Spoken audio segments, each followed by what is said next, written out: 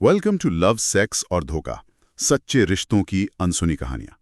ये कहानियां किसी फिल्म की नहीं है, ये हमारे ही सुनने वालों की हैं। जी। रियल लोग, रियल रिश्ते, रियल प्रॉब्लम्स। हम बस उनकी आवाज बनते हैं ताकि आप उनके दर्द, उलझन और सवालों में खुद को देख सकें। बिल्कुल। आज हमारे पास एक ऐसी ही बेहद निजी और मुश्किल स्थिति है। जी हाँ, ये एक 18 साल के लड़के की कहानी है जिसने अनजाने में अपनी 27 साल की शादीशुदा बहन के फोन पर ओह, हाँ कुछ ऐसे मैसेजेस देख लिए जो उसके पति के नहीं थे। अच्छा। और ये बहन 3 साल से शादीशुदा है और उसका 1 साल का बच्चा भी है। तो मामला बहुत ही संवेदनशील है।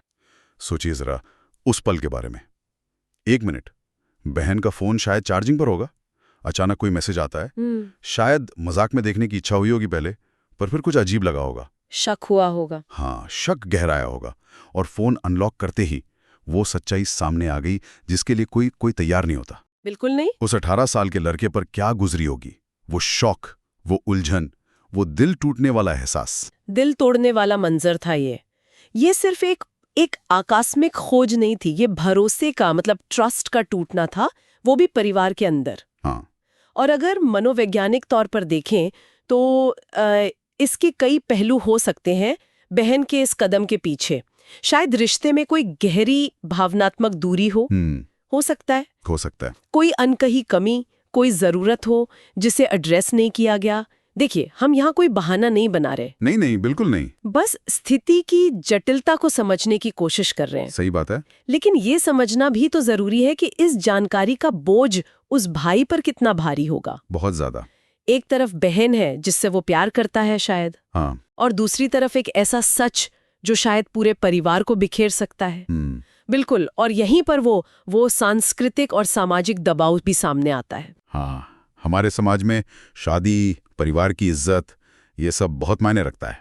बहुत ज्यादा।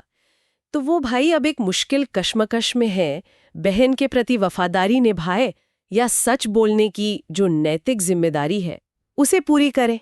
ये तो वही क्लासिक धर्म संकट वाली स्थिति हो गई। बिल्कुल, धर्म संकट। और ये सिर्फ चीटिंग का मामला नहीं लगता, ये तो शादी जैसे रिश्ते की नींव यानी ट्रस्ट, उसका हिल जाना है। एग्जैक्टली, ट्रस्ट ही तो सब कुछ है। तो अब उसके सामने विकल्प क्या है, क्या करे वो? माता पिता को बताए?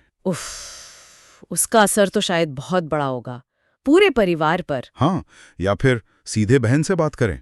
ये एक ऑप्शन है, पर क्या वो सच स्वीकारेगी या डिफेंसिव हो जाएगी? ये भी है। और तीसरा, क्या जीजा को बताए? वो तो उसका नतीजा रिश्ते का टूटना भी हो सकता है, बहुत संभव है। तो हर रास्ते के अपने गंभीर परिणाम है। आसान कुछ नहीं है। कुछ भी आसान नहीं है। और यहीं पर हमें थोड़ा रुक कर सोचना होगा। देखिए, माफ कीजिए, लेकिन इस लेवल की बेवफाई, चाहे एक छोटा बच्चा भी शामिल है। हाँ, बच्चा भी है। इसे किसी भी एंगल से हल्के में नहीं लिया जा सकता। जब राम ने भी राज्य धर्म के लिए सीता को वनवास भेजा था, वो भी अपने राज्य धर्म के कारण, पर उन्होंने मर्यादा नहीं तोड़ी थी, किसी और स्त्री की तरफ देखा तक नहीं। सही बात है। आज के जमाने में रिश्तों में लॉयल्टी, वफादारी, ये कोई मजाक नहीं है, ये सिर्फ एक शब्द नहीं है, ये रिश्ते की आत्मा है ना? Think about that.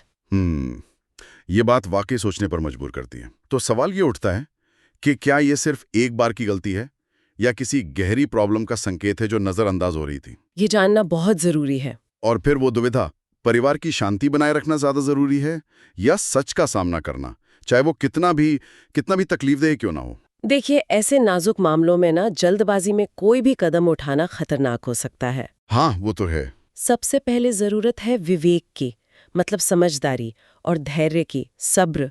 तुरंत रिएक्ट करने के बजाय स्थिति को शांत दिमाग से समझने की कोशिश करनी चाहिए। तो क्या एक रास्ता ये हो सकता है कि भाई पहले सीधे अपनी बहन से बात करें, अकेले में, बिना किसी आरोप प्रत्यारोप के, बस समझने की कोशिश करें कि आखिर चल क्या रहा है?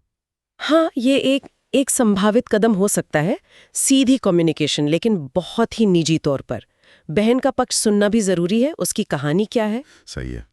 लेकिन साथ ही भाई को अपनी नैतिक स्थिति और अपनी भावनाओं को भी स्पष्ट रखना होगा।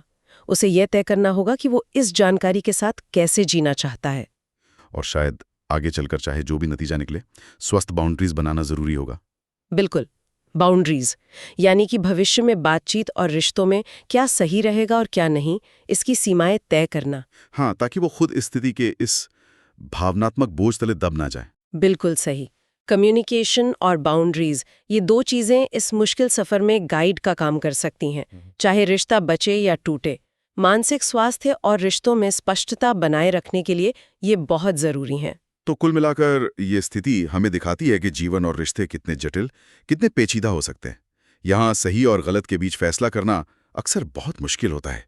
कोई आसान जवाब है ही नहीं। बिल्कुल नहीं। और मुख्य दुविधा यही है, व्यक्तिगत गोपनीयता, पारिवारिक वफादारी और नैतिक जिम्मेदारी, इनके बीच वो नाजुक संतुलन कैसे साधा जाए।